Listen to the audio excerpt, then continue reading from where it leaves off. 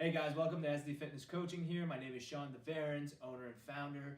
And today's topic on SD Education, we're going to be talking about an issue that's been around for so many years in the fitness and in the performance industry.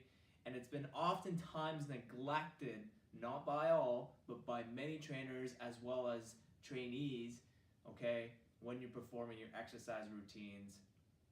And here it is, guys. It's actually not about the technique of your exercises.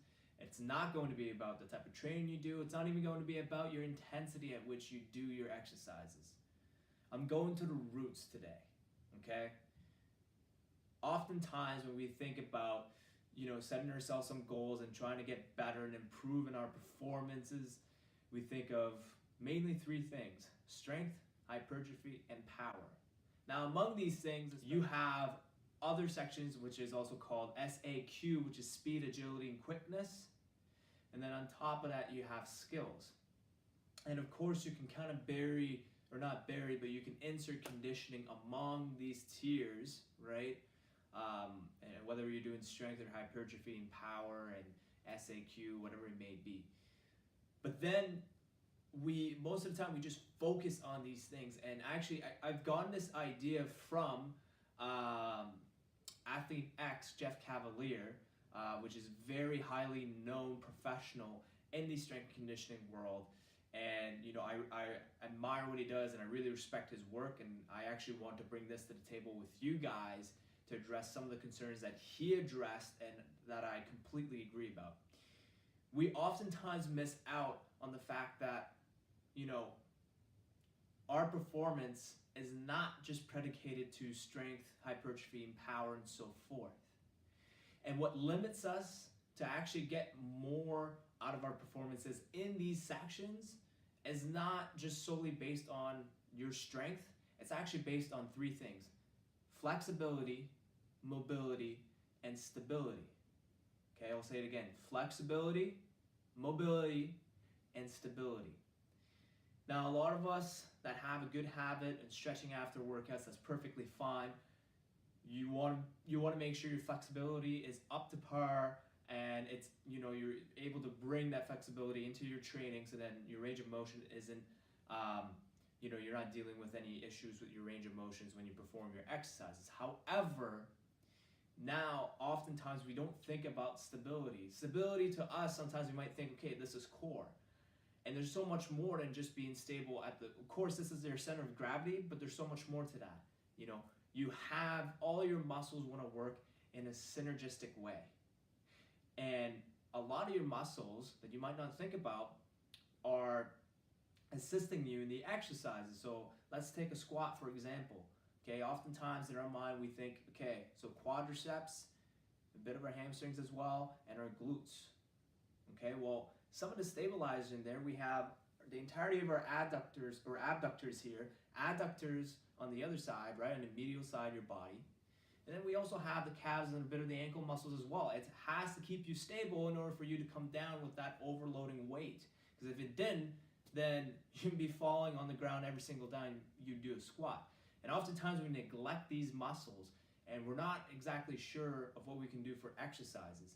And it's so important. I've shown on my Instagram post before and a couple exercises that will stimulate, these assisting muscles that stabilizes your movement.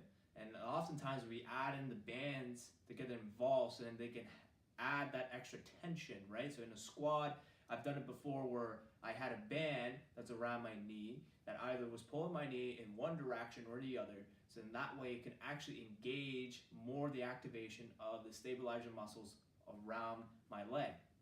Now, mobility, oftentimes we don't usually have a habit of going out, rolling out. So here, actually, I have with you guys a foam roller here, and I have you guys a lacrosse ball.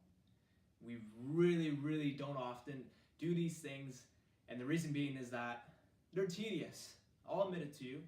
It's a tedious thing to do, to roll out, explore your muscles, and give yourself basically deep tissue massages. Some of you guys do it, of course, but some of us oftentimes, when we have especially a busy schedule, we'll neglect this and kind of just move on, do a couple stretches, go home.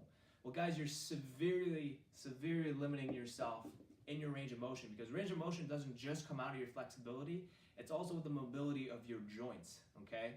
If you're not doing these deep myofascial massages as often as you can, you don't have to do it every day, but in a consistent basis every 2 to 3 days, what happens is your muscles, even though you do static stretching with them, or even though you might be doing some yoga, they're still going to have some sort of rigidness to them.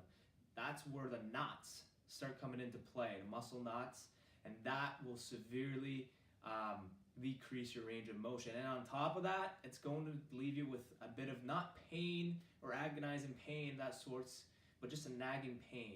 Every time you move around, every time you sit, this often happens actually with our upper backs, okay, because of a bit of underactivation or not enough focus on our rotator cuff muscles in our exercise routines. And you know, I can attest to that too. Often, just this past week actually, I had to use a lacrosse ball to really get rid of a nasty knot on the right side of my shoulder. And you know, this is something that's extremely important to do. It sucks, I'll admit it to you. Sometimes it does suck, and it's not the most fun part of our exercise routines, but it is needed if we want to continue to perform at our best and we want to get the best out of our workouts. So I implore you guys to definitely take in consideration, and not just consideration. I want you guys to be using this to incorporate it into your exercise techniques or exercise routines. Because without mobility, guys, you're severely limiting how much work you can put your muscles under tension, all right? And it also severely limits you in what you can do in certain exercises, which can and will cause injuries in the long run. So guys, at the end of workouts and even beforehand, don't forget to roll out, okay? And explore your muscles. If you've ever been a physical therapist or a massage therapist, they explore around with your muscles. Do the same thing with the foam roller, do the same thing with lacrosse balls. Be sure to do them at least 2 to 3 times a week, okay?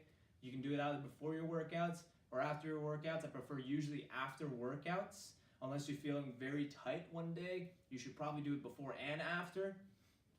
So this way, it'll allow your muscles to get through a deep tissue massage that it desperately needs after being constantly loaded by external loads, okay?